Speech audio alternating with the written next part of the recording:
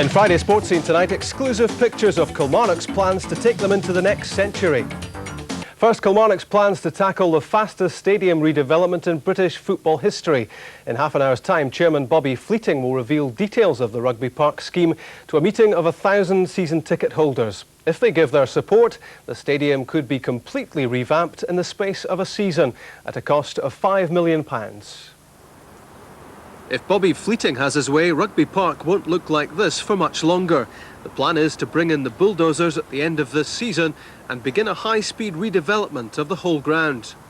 We played Rangers the last game of the season here in May. You'll sit and watch that game in a stadium that is basically a pre-war stadium. 90% of our space is terracing, and with the assistance of the Football Trust, which we hope they'll treat us very sympathetically in the application we've made, with their assistance you'll come back the following May and you won't just see one new stand, but this stadium will move from basically a standing stadium to an 18,200 all-seated stadium with 3 brand new stands, and indeed the stand we're sitting in just now having a new roof, and the seats, the wooden seats, and that been replaced as well. This is an artist's impression of how the stadium would look by the end of next season.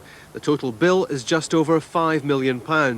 If the Football Trust agree to contribute, Fleeting will be left with £1.25 million to find. I've got a meeting tonight with 1,000 of our supporters. I will speak to them, and Kilmarnock fans have been fabulous. I'm absolutely certain they'll help me. If we'd been looking for 5 or 6 million, I would have said I'd have been scratching my head and saying I don't know how we're going to do it, but if we're missing, it sounds a lot, £1.25, but in the world of stadiums it's not really that much money, and if that's all we're short, it's my job to find it.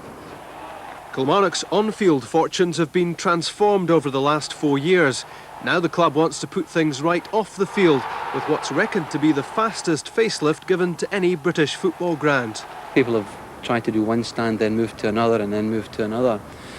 We've managed to get massive cost savings by virtue of the fact that we're doing it all at once. There'll be some turmoil during the next season, but during the next season we'll still be able to hold maybe 12, 13, 14,000 people even during the construction, and at the end of it 18,200. But I know of no other club in Britain that have done this.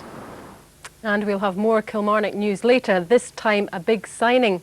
Back to Kilmarnock, who featured in our top story, and news tonight that they've signed former Scotland striker Alan McInally. In a series of practice matches, 30-year-old McInally has proved he's recovered from his injury problems.